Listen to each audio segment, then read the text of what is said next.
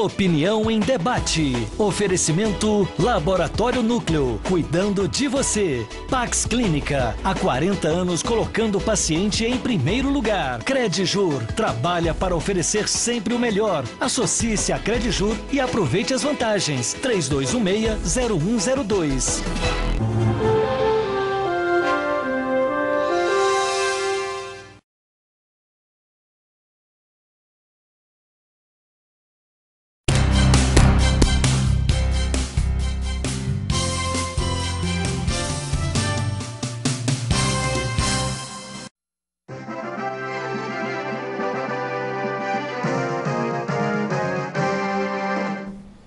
Boa noite.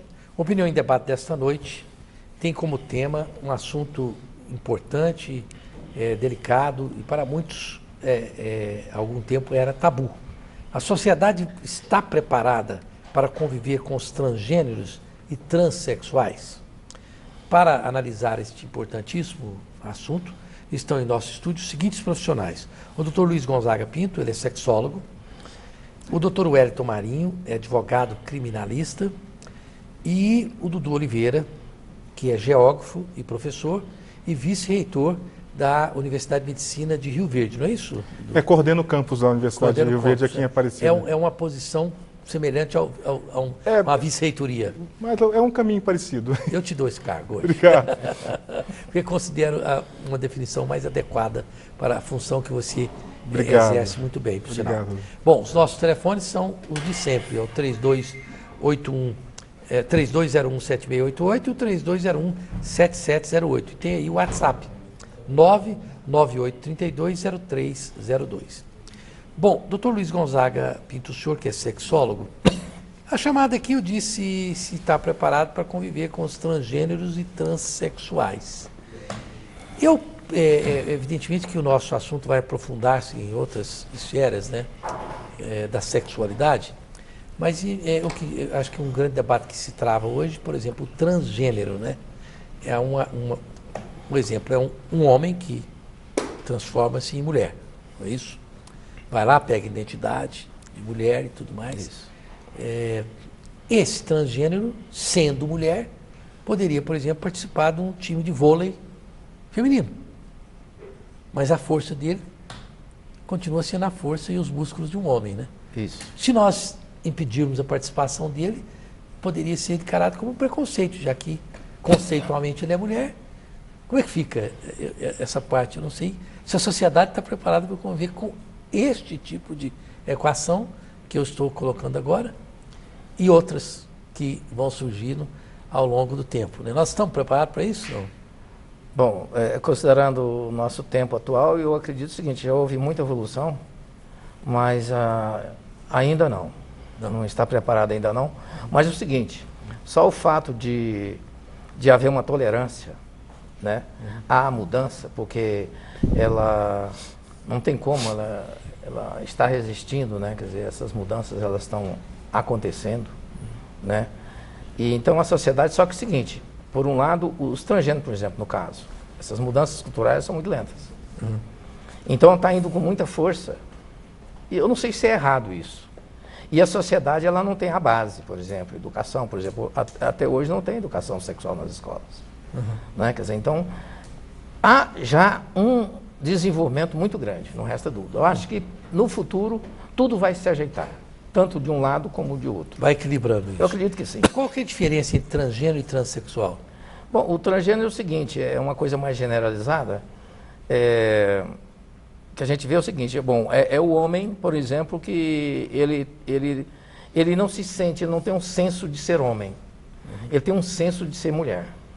E o transexual, ele assume isso, por exemplo, fazendo uma transexualização através da cirurgia, por exemplo. E muitos transgêneros, por exemplo, eles não fazem.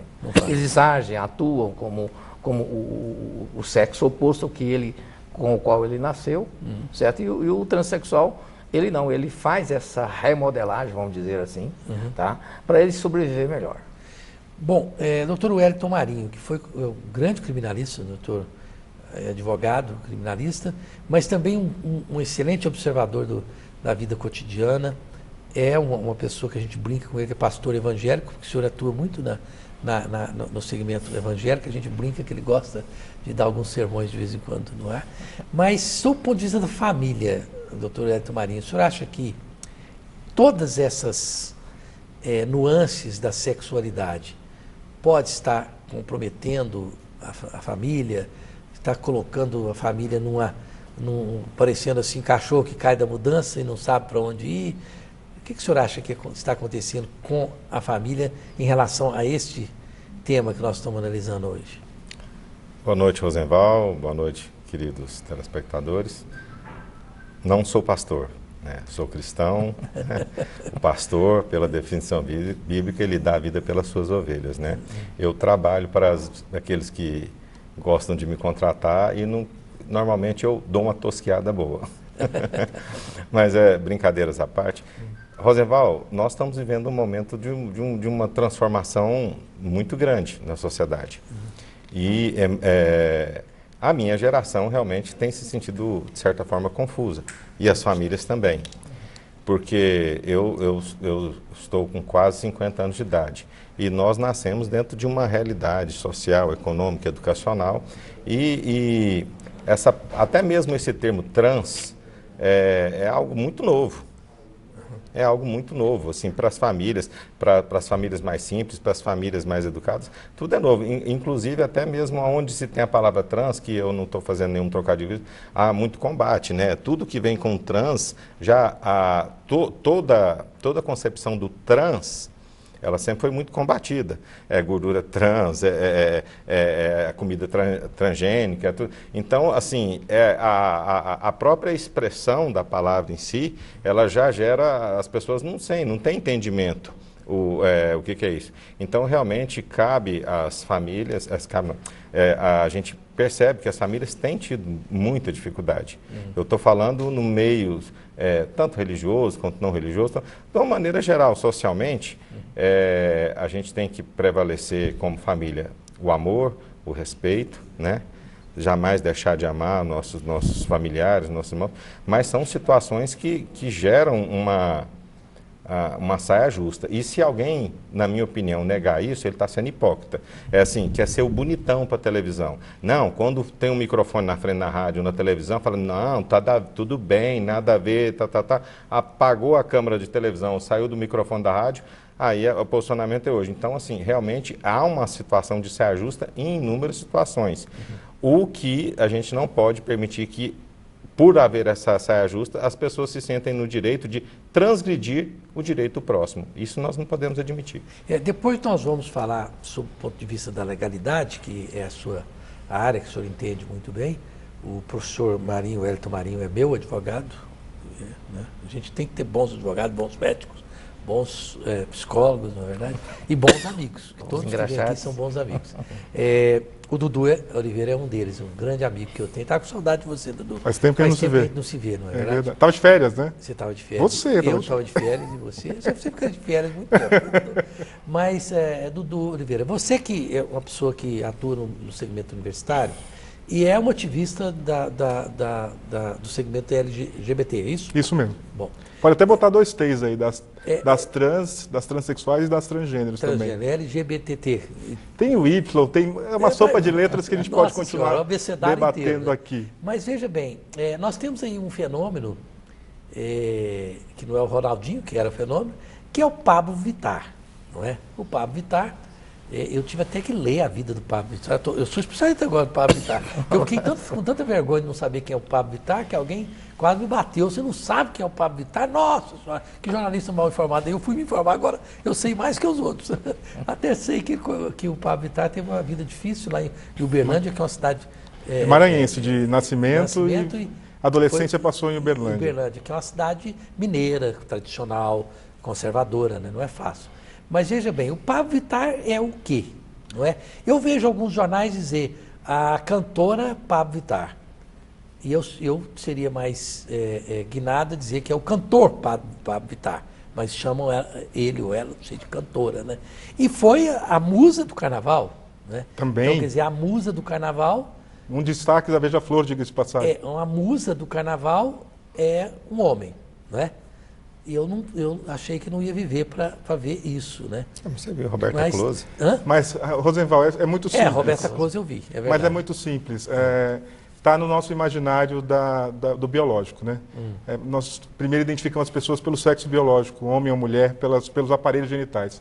Então, não necessariamente a gente precisa fazer isso hoje mais. A gente está lidando com não binarismo, né, masculino ou feminino. A gente está lidando com o aspecto do visível.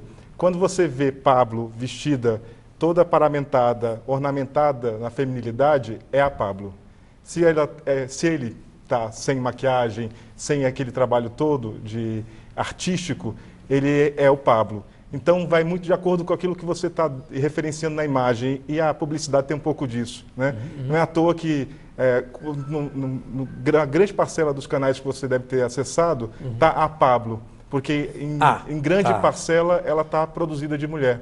Entendi. Ela está paramentada na feminilidade. Então, isso é que é importante, né? E aí, se a gente falar, a Pablo, em particular, se define como drag queen, que nada mais é do que a expressão artística da população LGBT, particularmente, e não necessariamente Pablo, no caso Pablo é gay, mas não necessariamente uma drag queen deveria ser gay, ela pode ser heterossexual, ou ele pode ser heterossexual. Então, é mais uma expressão cultural em torno da cultura LGBT, da cultura lésbica, gay, bissexual, travesti, transexual, do que mesmo uma situação de confusão. Pablo traz um pouco disso, porque ela traz consigo uma crise dessas identidades. Ela revela um outro arcabouço, está fazendo sucesso, está o tempo inteiro na TV e na rádio. Então, cria esse canal onde ela fala, uai, o que é isso? Aonde está? Por que está? Quem é? Quem não é? Aí quem vê, eu já vi, tem uma série de vídeos no YouTube sobre reagindo a Pablo Vittar, né? Ou gente do estrangeiro e tudo mais, e entra em crise quando descobre que Pablo nasceu homem. Mas não necessariamente naquele momento ela está se definindo. Ela se define como um ser humano e no momento que ela está vestida de mulher é a Pablo. Eu vi uns universitários comentando. Só um pouquinho, o Raulino aqui fala que a Pablo Vittar tem as coxas maravilhosas. Nossa, não só você não coxa. viu as minhas coxas ainda, Raulino.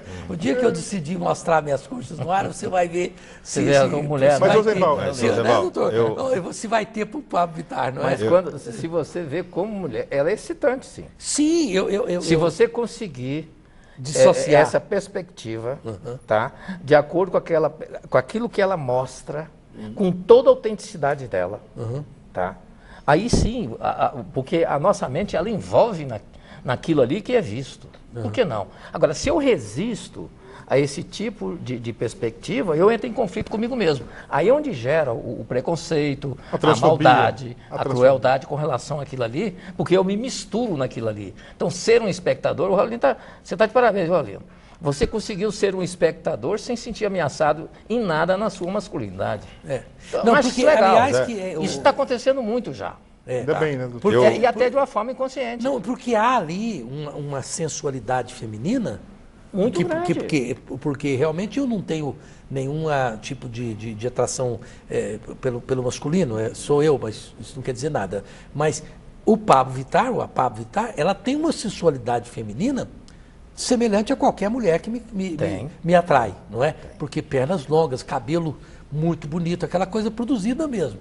Então, isso para algumas pessoas, doutor Luiz Gonzaga, aproveitando aqui a análise, que eu acho que o Dudu foi muito feliz, o senhor está até balançando a cabeça, né?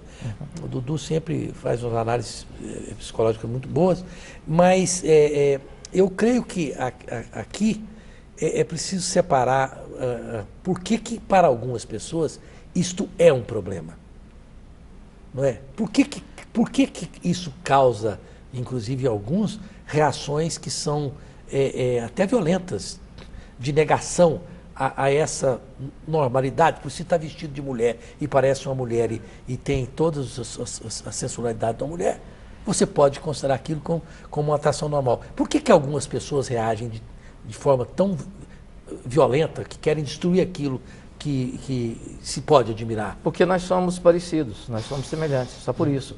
E aí entra o que a psicanálise chama de mecanismo de projeção. Por exemplo, se eu falo de você, por que eu tenho que falar de você e criticar você? Eu tô tirando alguma coisa em mim que parece com você e eu atribuo a você essa característica. Esse é um mecanismo de projeção muito importante da psicanálise. Eu não sou psicanalista, mas eu respeito muito a psicanálise nesses mecanismos de defesa do ego. Entendi. A projeção é um deles. Então, e o sujeito não sabe disso. Aí, agora fala assim, não, porque o cara que odeia homossexual, ele também é homossexual. Não, ele não é. No nosso cromossomo... Isso é mais uma arma de defesa, né? Para falar assim, né? Se você não gosta é porque você é um homossexual enrustido. Isso. Aí é mais um contra-ataque do que não, e o uma mais realidade, interessante é que também existe as tramas biológicas, né? Quer dizer, você tem um hormônio feminino e um masculino. O que predomina é o masculino. Agora, por que você tem hormônio feminino? Por que a mulher tem hormônio masculino? Aí o que acontece? Para poder identificar um com o outro como homem e mulher, no sentido procriativo, eu acho. Essa é a minha ideia. Não aceitem, hein, gente? Cuidado aí com o que eu falo. Eu não tenho certeza absolutamente de nada, como o Fabiano falava. Eu não tenho certeza de nada, você aceita se vocês quiserem. Mas é o que eu penso. Porque é muito difícil você identificar cientificamente aspectos da personalidade humana. Aí nós inventamos coisas. Agora, quando você estuda, igual nós psicólogos estudamos bastante e tal, aquele negócio todo, é claro que aumenta as nossas dúvidas. Mas as nossas dúvidas ela vai mais para um caminho de uma coisa mais aceitável para todos, entendeu? Pois não, doutor. Não, eu estava comentando aqui, eu ouvi uns universitários conversando, amigos meus filhos lá em casa, eles não definem esse artista Pablo Vittar nem como ele, nem como ela. Ela. Não é ele nem ela, é ela. Aí eu falei assim, agora me tira os tubos, que agora eu realmente eu nasci em Marte, eu não entendo mais nada. É rapidinho, deixa João Paulo está aqui, né? Você acha que o João Paulo a gente pode dar uma coisa para ele no meio, João Lindo? Ou deixa ele em paz? Coitado do João Paulo. Deixa eu só aproveitar, porque a gente falou, por exemplo, em construção de família. Né? Quando a gente remetia a família a coisas dos idos do século passado, na metade do século passado, a família padrão ela estava muito orientada para pai, mãe e filhos. Esse estereótipo é centrado numa família, entre aspas, padrão. Ela já não existe mais. Ela está estendida para pais, 2 pais, 2 mães, os avós, tios que agregam essa família. Esse conjunto familiar, ele se expandiu. E isso não desagregou a família, pelo contrário, ele trouxe mais robustez a essa família. Deixou de ser uma família, entre aspas, tradicional e virou hiper tradicional, porque ela tem, mesmo que sejam 2 pais, não deixa de ser uma família tradicional, às vezes, na forma de educar e tudo mais, ela só tem um arcabouço de parecidos, mas na forma e na rigidez, isso deixa... E outra, o machismo ainda impera na forma de se organizar socialmente. E aí acaba, quando você vê um homem vestido, entre aspas, de mulher, há um contrassenso, porque ele está negando a sua masculinidade e isso afronta essa masculinidade geral. É uma situação que as mulheres sofrem mais com isso. Eu tenho que chamar os comerciais, mas o Dudu tocou num ponto. Eu estava vendo as crianças, eu tenho 2 meninas, vão fazer 6 anos agora, conversar com as priminhas. Cara, aquilo é uma lição de vida. As priminhas que têm 2 avós e 2 avós, aí as meninas minhas que não têm mais o avô, aí as meninas, não, eu tenho 2 avós. Aí falou, você não quer um para você? Não, tá bom desse jeito. Não quer um para você. Elas são... A conversa das crianças é muito bacana você ver isso, né? Exatamente. Olha, eu quero lembrar vocês, antes dos comerciais, que a Implant Center é um grande centro integrado de tratamentos estéticos e dentais com o grande Dr. Jefferson. O telefone é o 3285-3247, fica ali no setor Marista. E a Pax Clínica é um instituto psiquiátrico, um instituto de neurociências, que funciona em Goiânia há cerca de mais de 40 anos. E vem buscando ao longo desse tempo acompanhar a evolução da assistência psiquiátrica, sempre priorizando o bem-estar do paciente. O grande doutor Salomão, meu amigo, quero mandar um abraço, tive o prazer de almoçar com ele esses dias lá na República da Saúde, que eu aproveito para indicar para vocês, e fica ali na BR 153, quilômetro 9, ao lado ali do Real Privé. Um abraço a todos os meus amigos da Flectir, que fica no Jardim Goiás, rua 58, telefone 3281-1434, e já falei isso aqui. Águas do Bem, vamos lá com a Águas hoje. Esse pessoal muito bacana, manda água para a gente aqui, ajudar os convidados a participarem desta água que imita os efeitos da insulina no sangue e auxilia na diminuição do ácido úrico e auxilia também nos problemas digestivos. Olha, é uma água que é o menor teor de sódio do mundo. Você liga lá para Águas do Bem que eles se entregam na sua casa. Nós vamos para um breve intervalo comercial, voltamos já já.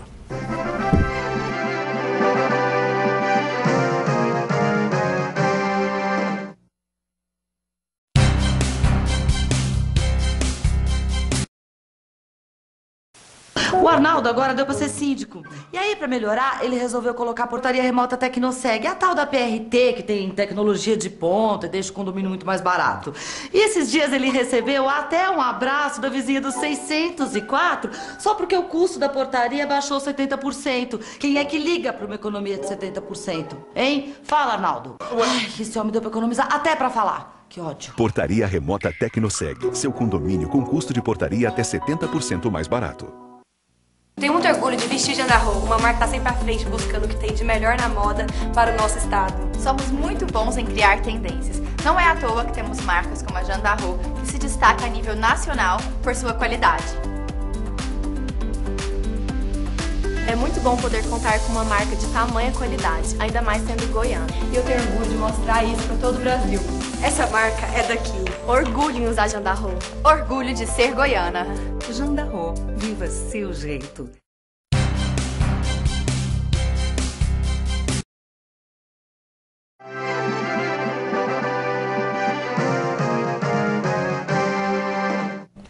Estamos de volta com a opinião e debate desta noite. Estou me perdendo aqui com as fichas, falando sobre transgênios, transexuais e essas diversas formas de sexualidade que nós estamos vivendo nesse século XXI, 2018. O próximo programa, nós vamos falar sobre prerrogativas, direito de defesa e equilíbrio na relação processual. Os advogados, a OAB, estão muito incomodados com essa correlação, que é muito importante para você, telespectador, porque o direito é algo que nós precisamos todos defender com unhas e dentes. Favor me informar qual a emissora de rádio que está o programa do Rosenval, pois não passa mais nas 730 às 8 horas. Saiu ou mudou o horário? Grato.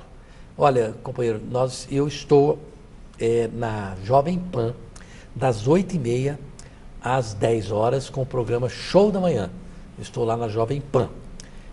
Estamos em processo de negociação para ir para outra emissora, fazer aquele programa que a gente fazia na 730. Assim que eu tiver negociado, eu aviso para vocês. E este programa também aqui vai mudar para outra emissora. E você acompanha aí pelo Jornal Diário da Manhã, pelas redes sociais, depois para onde nós vamos. Este é o penúltimo programa que nós participamos desse projeto, que já tem 18 anos, mas nós vamos continuar fazendo em outra emissora. Bom, aqui, boa noite, Rosenval. Você falou do cabelo do Pablo Vittar. Fique esperto, porque é peruca. Murilo de Jardim América. E que peruca, né? Bonitona aquela peruca, né? Uma peruca loira. O artifício das mulheres é assim mesmo. Tem momentos que você muda o cabelo e é um artifício gostoso. Você pode brincar com a personalidade a partir do cabelo. Deve dar um trabalho. Aquilo como é que aplique, com cola e tudo mais. Para ainda mais as meninas que batem cabelo como a Pablo, menino, o bicho ali pega mesmo. Né? Pois é. Doutor Luiz Gonzaga aqui. Doutor Luiz Gonzaga é meu sócio há muitos anos aqui. Eu não vou dar uma peruca daquela para o senhor, não, porque eu sei que o senhor não vai querer usar. Vai desperdiçar. Já tem uma aqui branca. Vai desperdiçar a peruca. O que o nosso doutor Luiz Gonzaga Pinto, sexólogo, que eu acompanho neste programa há muitos anos, olha aí, muita gente acompanha aqui mesmo, pensa sobre essa matéria ser ensinada nas escolas. Não deveria ser ensinado pelos pais esse tipo de assunto? A disciplina Biologia já não ensina sobre o corpo humano de forma científica. Acho correto amarmos todos sem discriminação, mas querer impor que mudemos nossos conceitos a respeito de nossa fé, que nos diz que Deus criou apenas dois sexos, homem e mulher, e os fez macho ou fêmea, os criou assim na maioria dos animais. Livro de Gênesis, o Paulo diz. Bom, doutor Luiz Gonzaga, essas variações, a gente pode chamar de variações sexuais ou variações de... Olha, o termo sexualidade é muito amplo. Né? É amplo, né?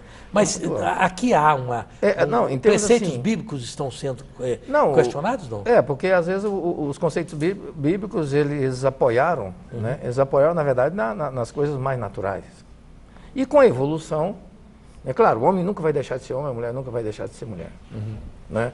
Com relação à educação sexual, que eu tenho vários projetos engavetados, né?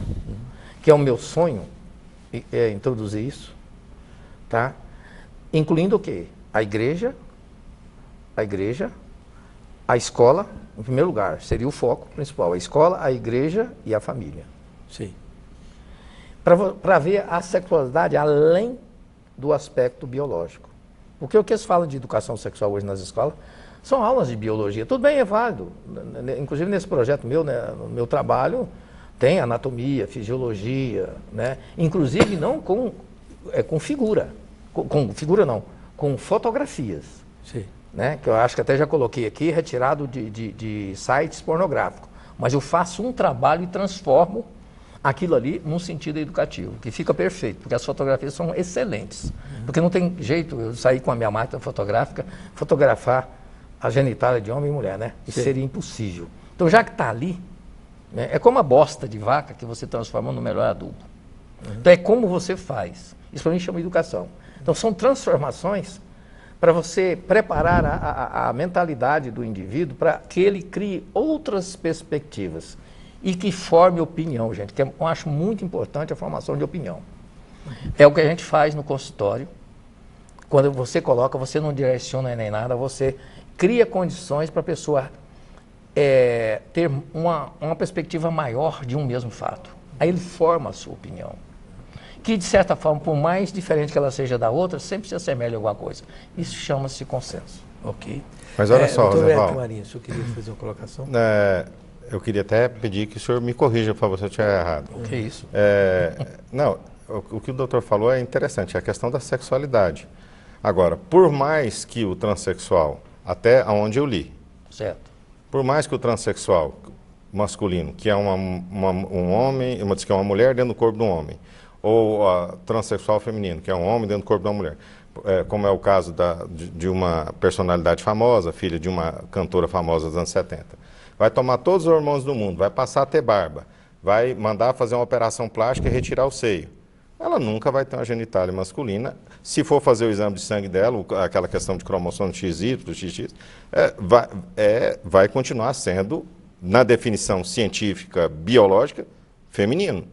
Aquele corpo. O homem, por mais que ele se sinta mulher dentro da sua personalidade, ele faz uma operação, extirpa o órgão da genitália masculina, cria aquela pseudovagina, né? Que é o nome científico que eu li, é chamada pseudovagina. Cria aquela pseudovagina, coloca silicone, manda ajustar a silhueta, põe, às vezes, vai fazer o exame de sangue, pode viver 200 anos desse jeito. Que o exame de sangue dele lá, a questão do cromossomo vai dar que aquilo é um corpo biologicamente de um homem.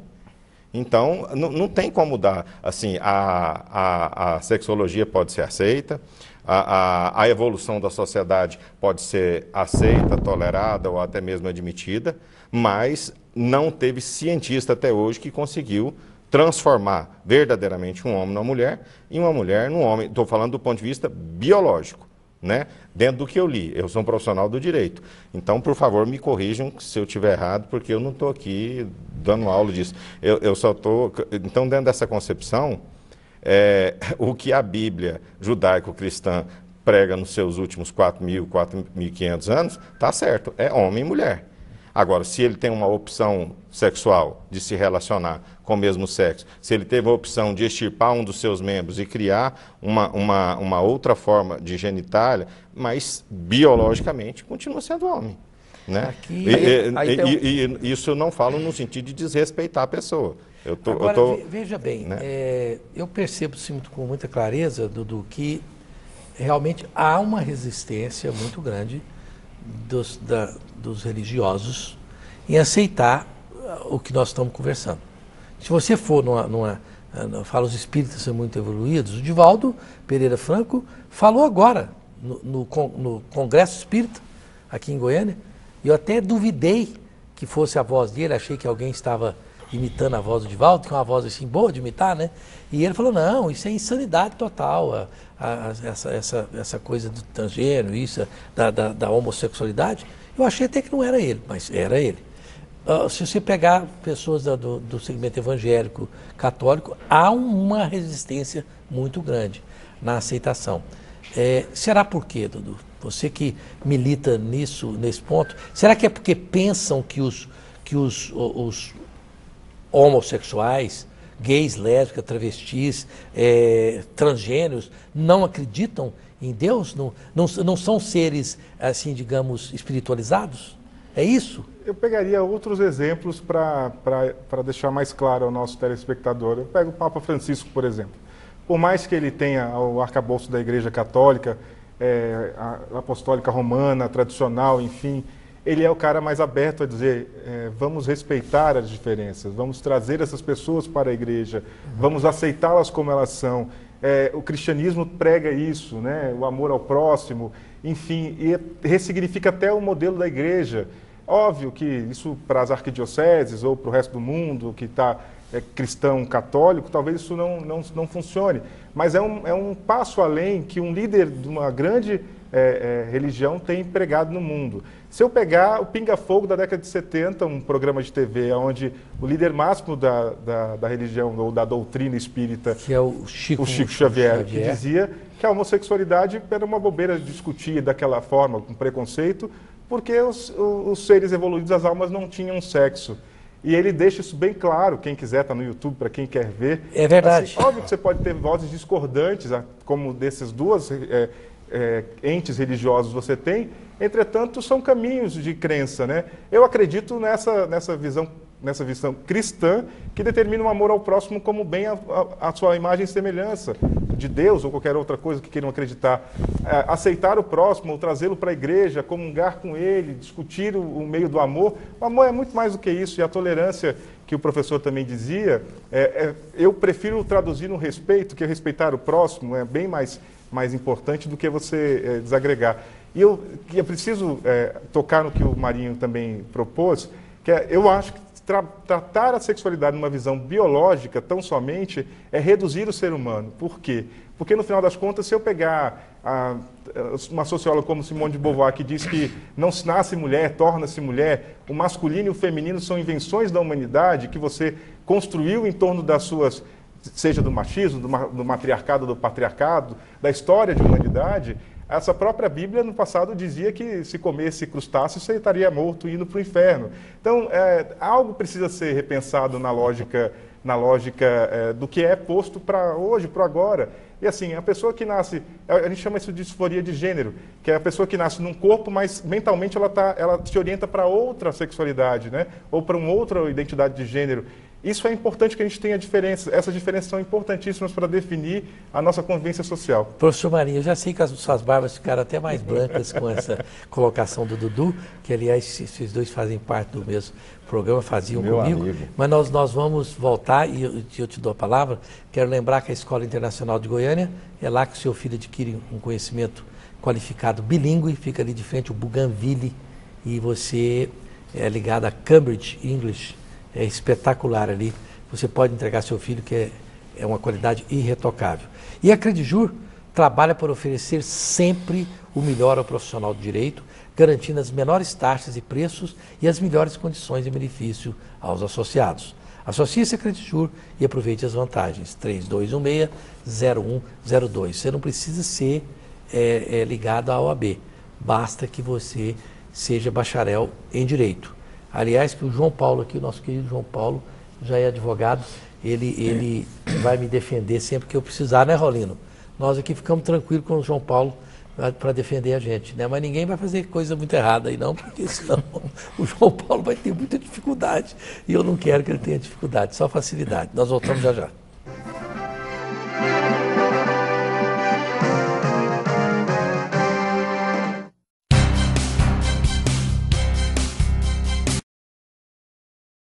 O Laboratório Núcleo é uma empresa 100% goiana com mais de 35 unidades.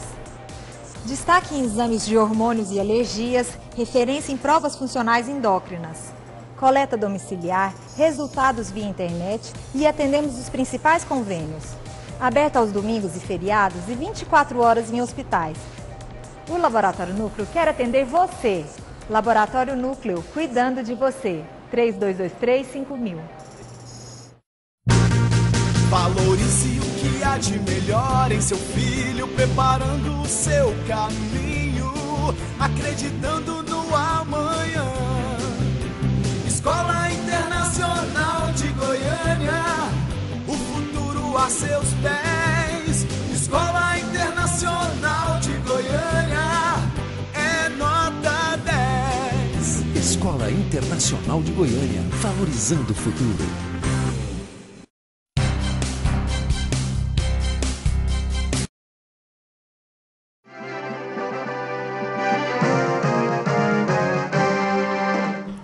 Estamos de volta com a Opinião em Debate esta noite com o tema: a sociedade está preparada para conviver com os transgêneros e transexuais e outras identidades. Vamos falar sobre identidades sexuais.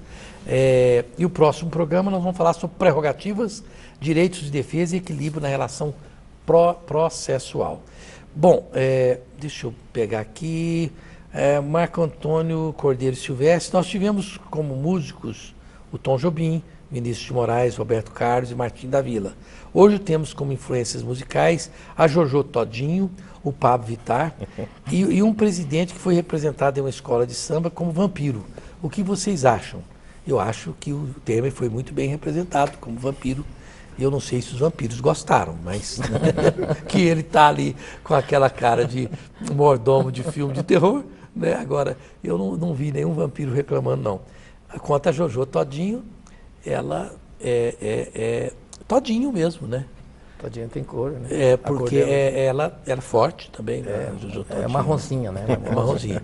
Então, ela é uma negra de seios fartos, esse é o fato. Fartos e por aí, né? Esse é o fato. E é funkeira. Diga-se de passagem também, o funk muito na mira do preconceito, né? Porque também uma parcela do funk foi para um caminho desvirtuoso, mas se a gente pegar o caminho do funk americano misturado com o samba brasileiro, é outro caminho. A música só está no momento representado. Eu tenho que dar a palavra aqui para o doutor Wellington Marinho, que quer falar alguma coisa sobre o que o Dudu falou, mas eu acho que as pessoas, nós estamos num momento difícil da sociedade brasileira, que é o seguinte: a pessoa encarar como preconceito certas nuances que, na verdade, são um direito do cidadão. Por exemplo, eu não tenho preconceito de cor, não tenho preconceito contra nada, graças a Deus. Minha vida mostra isso muito claramente. Mas não me obrigue a achar Jojo Todinho bonita. É diferente. E nem que tem voz boa. Não é? É a sua perspectiva. Né? A minha perspectiva. Sob o ponto de vista de perspectiva pessoal, eu jamais namoraria com a Jojo Todinho. Agora, se ela tem talento pro funk, que eu não gosto de funk também, então a Jojo Todinho, para mim, não se representa nada que eu consideraria como agradável e positivo. Não tem nada a ver com preconceito, porque tem muita gente achando que não, você tem a obrigação de gostar, achar bonita a Jojo Todinho, você tem a obrigação de, por exemplo, achar que você seria muito bacana você namorar com o Pablo Vittar. São outras conotações que não tem nada a ver com preconceito, né? Eu estou vendo isso muito, do jeito que eu me obrigar a gostar de uma coisa que eu... E nem com homofobia. Não tem nada a ver com homofobia também, não é? É uma questão muito personalística, né? Mas, Wellington Marinho, o que você queria falar mesmo, que você ficou arretado com o Dudu aí? Não, é porque a Bíblia nunca falou que quem comer crustáceo vai para o inferno. Isso não existe na Bíblia judaico-cristã. Acontece que você comandar 3 milhões de pessoas no deserto, existe um código de sanitário que foi escrito por Moisés, que se você for ver, ele é extremamente interessante para a preservação na vida há 4.000 anos atrás. Os frutos do mar, eles se perdem muito fácil, eles podem ser proliferadores de bactérias. Então, o povo judeu, eles tinham uma orientação de se abster de determinadas comidas, que na verdade era uma questão de proteção a eles. Agora, o que a Bíblia realmente condena, e é bem enfático, isso assim por mais de 60 vezes você acha, é o sangue.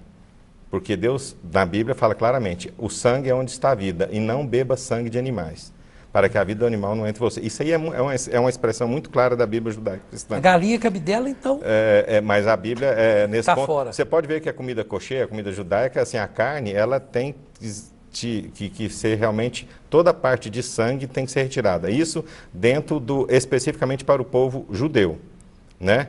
Quando houve o primeiro concílio dos apóstolos, no livro de Atos, que está no capítulo 15, o primeiro concílio dos apóstolos ficou decidido por Tiago, São Pedro e São Paulo, que eram apóstolos que pregava para os não-judeus, que as pessoas deveriam se abster de relações sexuais ilícitas, carnes oferecidas a deuses, né, e beber sangue. Só isso. Isso é o primeiro concílio, a primeira reunião da igreja primitiva dos apóstolos. Eles passaram isso para orientação para os não-judeus, ou seja, eles não tinham que circuncidar, eles não tinham que fazer nada disso. Isso está muito claro ali no capítulo 15 do livro de Atos. Agora, uma coisa que eu queria falar, dentro do meu entendimento, e eu nasci, cresci e acredito e creio na verdade nesse sentido. O Papa Francisco é realmente um Papa que a gente tem visto ele de uma postura totalmente diferenciada. Muitas pessoas confundem o que é uma posição clara e inegável bíblica, judaico-cristã, com a questão do amor cristão.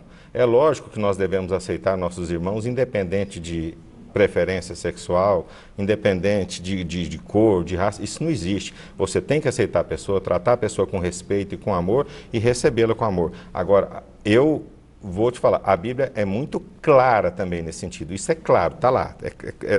Em todas as traduções, da mais erudita à linguagem moderna.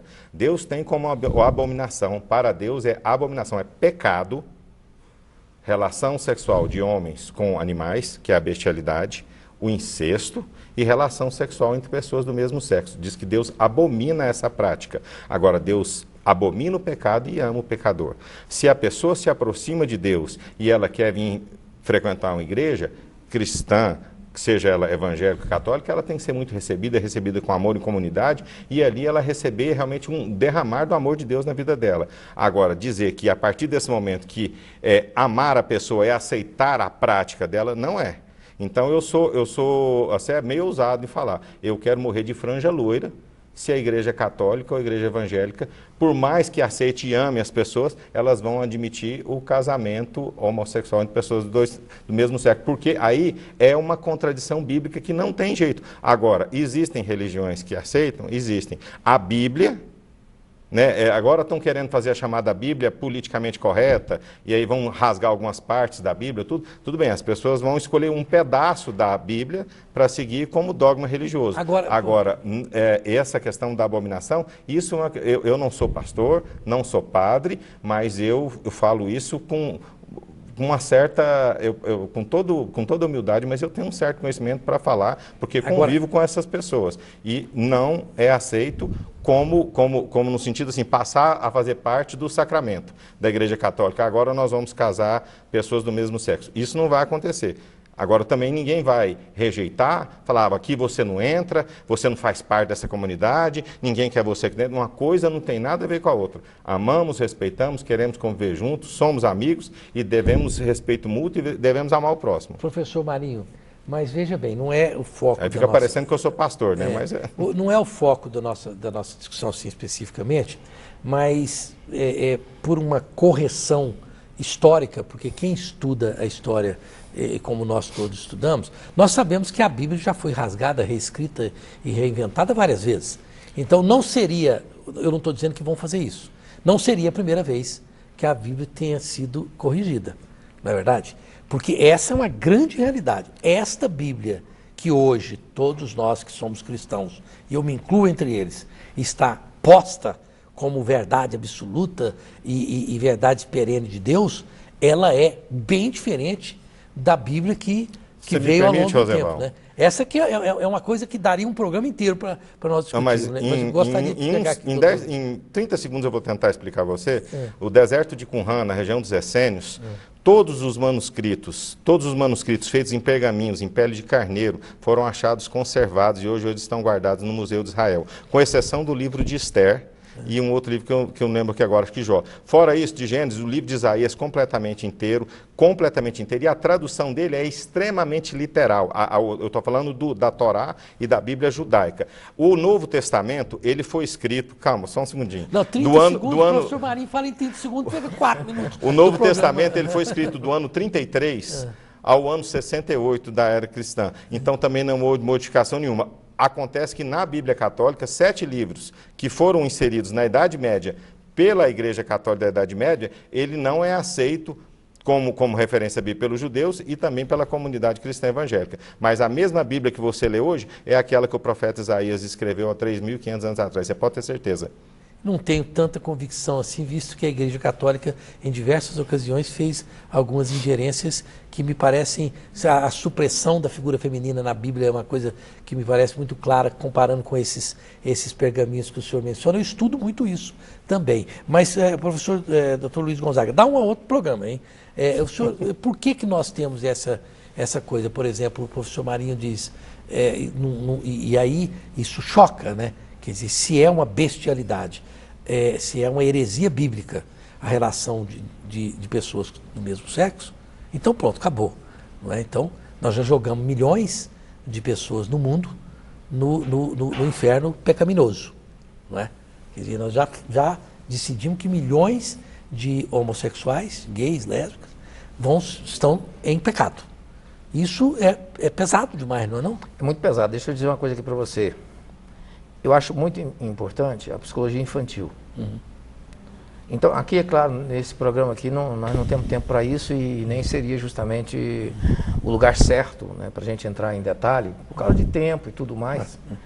E por ser um programa de televisão, que a gente tem que fazer isso numa academia de escola, alguma coisa assim.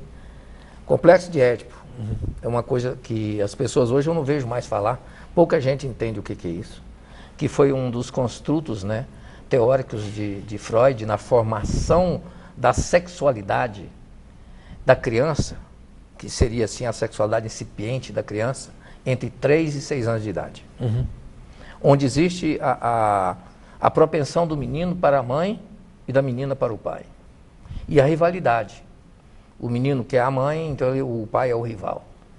Então ele não podendo ter a mãe, porque logo entra o... Né? Eu vou casar com a mamãe e tudo. Não, você não pode, você tem que arranjar namoradinho, não sei o que, não sei o que. Aí o que ele faz? Então, já terminando ali para os 6 anos de idade mais ou menos, o que ele faz?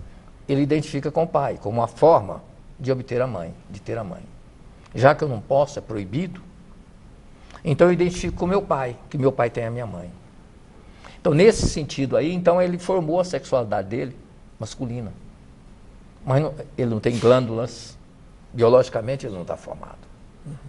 Depois disso aí, ele entra num período de latência, até entrar na puberdade, a partir dos 6 anos em diante, até ele entrar na puberdade quando forma os hormônios. Ali será direcionado a sua propensão baseado nesse aspecto. Isso aí são conceitos da psicanálise, acredite quem quiser. Eu acho muita lógica, até porque eu tenho 5 filhos. Está entendendo? É claro que isso aí, aqui é muito pouco para a gente falar mais coisas sobre isso. Claro. Depois ainda outra coisa, as brincadeiras da criança, né, os jogos sexuais, os troca-trocas, né? Quer dizer, aquele homossexualismo, vamos dizer assim, incipiente, que a criança apanha, que ela é castigada, tá entendendo? Mas as pessoas têm tanto preconceito que vê de uma forma distorcida. Não vê aquilo ali como descobertas. Descoberta de sensações. Vamos lá para trás. O primeiro órgão sexual, a boca, a língua, o paladar, o seio materno. Então, a fase oral demora mais ou menos um ano. Depois entra a fase anal, sádica, anal, que é onde a criança tem prazer de urinar, porque ali libera as tensões da bexiga, o prazer de defecar, que são nervos correspondentes à genitália, a todo o processo, os mesmos órgãos que são utilizados no prazer sexual, no orgasmo, etc. Tá entendendo? Então, quando a gente ajunta tudo isso aí, que pouca gente sabe disso, porque muitos psicólogos até, eles têm preconceito porque ele é comportamentalista, porque ele é não sei o quê, então ele deixa de estudar isso e abomina essas ideias. Eu não, eu sou igual o Aaron Beck, ele era psicanalista, ele ele formou, pegou os conhecimentos da psicanálise, juntou com o comportamentalismo que ele era, e juntou que ficou a comportamental cognitiva, que vê dentro de uma amplidão bem maior. Então aí a compreensão é muito maior.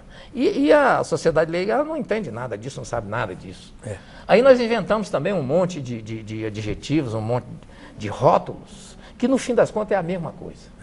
Eu quero, doutor Luiz Gonzaga, convidá-lo para fazer um programa? Porque quando o senhor está fazendo essas observações, o telespectador ali está bombando aqui de perguntas que seriam pertinentes a este enfoque que o senhor colocou. A gente fica Eu quero achando que convidá-lo nunca ainda no nada, mês né? de março, para que nós possamos fazer, onde quer que eu esteja, que o pessoal pode ler aí na rede social, para nós fazermos um debate mais profundo sobre esse assunto. Porque ele é sempre um assunto pertinente e que precisa ser esclarecido. Não, e até o seguinte, porque, por exemplo, tem muitos psicólogos, por exemplo, que eu tenho certeza que tá vendo o nosso programa aqui, quando você leva uma coisa mais profunda, ele vai disseminar isso aí. Com certeza. Ele vai passar isso para a família, vai passar para os amigos. E isso hoje é necessário. Depois eu passo para o Dudu aqui uma pergunta, mas vários telespectadores estão dizendo para o professor Marinho não encarar a Bíblia como um livro científico, mas como um livro de ideias que foram compiladas ao longo de milênios e centenas de anos. Nós vamos para um breve intervalo comercial, voltamos já.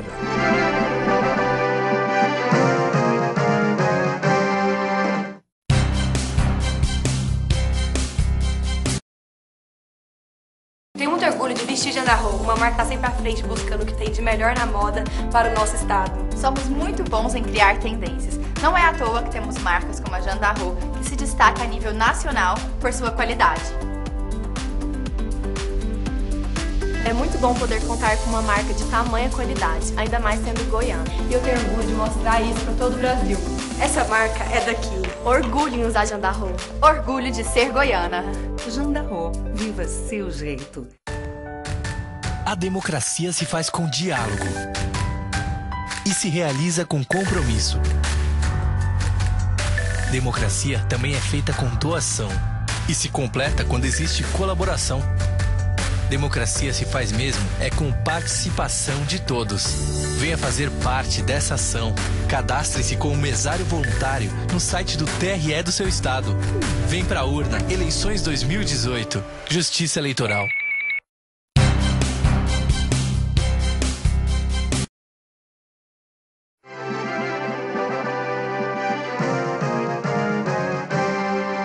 Os gays estão muito bem representados. A sociedade está preparada para conviver com os transgêneros e transexuais? Este é o tema do nosso programa. Olha, o próximo programa é muito importante. Prerrogativas, direito de defesa e equilíbrio na relação processual. É muito importante isso para os bons destinos da advocacia. Aqui, boa noite, José Val. Gostaria de destacar que todos sabemos o quanto os homens gays são discriminados socialmente. Embora a nossa sociedade costuma não admitir, não precisamos fazer um estudo tão avançado para constatarmos como é grande o número de gays em Goiânia. E a grande maioria não é feliz como pessoa, pois a sociedade os rejeita sempre. Wesley Brito. Você acha que isso é uma verdade? Infelizmente você tem os momentos de depressão por conta da assumência, dessa vivência, dessa experiência que você está colocando para o mundo. Eu só discordaria do nosso telespectador em um aspecto. Os homens gays. Os homens gays, esses que estão, assim como eu aqui, eu passo a largo ali na rua, que ninguém vai eu estou paramentado muito na masculinidade, eu não sofro tanto quanto uma travesti, um transexual, ou uma transexual, porque elas estão ali dando a cara a bater, na verdade, nas ruas e tudo mais. Essas sofrem mais. A transfobia é algo que mais mata nesse país e no mundo, aqui no Brasil, é um dos países que mais se mata transexuais e travestis. Será por quê, hein? Por conta do raiz do problema chamado machismo. Né, onde a mulher ainda não tem espaço, onde a mulher ainda ganha 30% a menos que o homem fazendo o mesmo papel no mercado de trabalho. Mas eu acho os italianos, em alguns aspectos, muito mais machistas do que os brasileiros. Em vários aspectos. Mas, no entanto, eles não têm esse gastamento. O professor Luiz também comentou o caso da educação. Né? Os níveis educacionais de países europeus denotam e aceitam, porque convivem há mais tempo, têm uma outra orientação. Eu queria aproveitar esse espaço da TV para lembrar uma coisa aqui no Estado, Rosenval. Existe desde 2009 uma resolução do Conselho Estadual de Educação que autoriza que as pessoas trans possam utilizar seu nome social. Agora, recentemente, o Ministério da Educação, atrasado, porque vários estados já tinham legislações próprias, colocou como normativo uma resolução garantindo em todo o sistema educacional brasileiro o uso do nome social. Importantíssimo, um avanço contra o preconceito. A pessoa já está redessignificada como mulher, mas na chamada da escola tem que se chamar de Marcos, ela que gosta de chamar de Márcia. Não só que gosta, mas que se entende enquanto mulher. Eu acompanhei um caso da Vanessa de Montevidéu. que ela me mandou mensagem, eu já no Conselho de Educação, e ela falava, aqui eu não me respeito enquanto mulher. E aí nós adentramos a escola, conversamos com a direção, demonstramos a normativa, e a escola está fazendo todo um trabalho para entender como, né? Porque a princípio, é no documento. Não, é no documento de chamada. Nos documentos oficiais, o que vai para fora é outra história, até que a pessoa entre na justiça, se for o caso de mudança de nome e tudo mais, alteração no nome social. Mas nós temos instrumentos que acolhem a pessoa. E as meninas trans e travestis, infelizmente, ficam à margem da sociedade, porque essa sociedade a discrimina, não deixa ela ir para o mercado de trabalho, não deixa para a escola. Não acessando a escola, não consegue acessar o mercado de trabalho. E aí vai para a marginalidade, infelizmente, numa prostituição, a qual também existe um estereótipo de domínio, né? Do domínio masculino sobre a mulher. Seja ela mulher trans ou não, esse homem continua fazendo a cafetinagem com as meninas. Enfim, é uma situação de marginalidade que nós vamos romper. E essa resolução aqui no Estado, desde 2009, refeita agora em 2017, dá uma margem de segurança para as meninas poderem ir para a escola e serem respeitadas. Uhum. Aqui só, eu estou resumindo várias perguntas aqui, doutor Luiz Gonzaga. Alguns telespectadores disseram o seguinte, as lésbicas não me incomodam, principalmente os homens. O que me incomoda são os gays.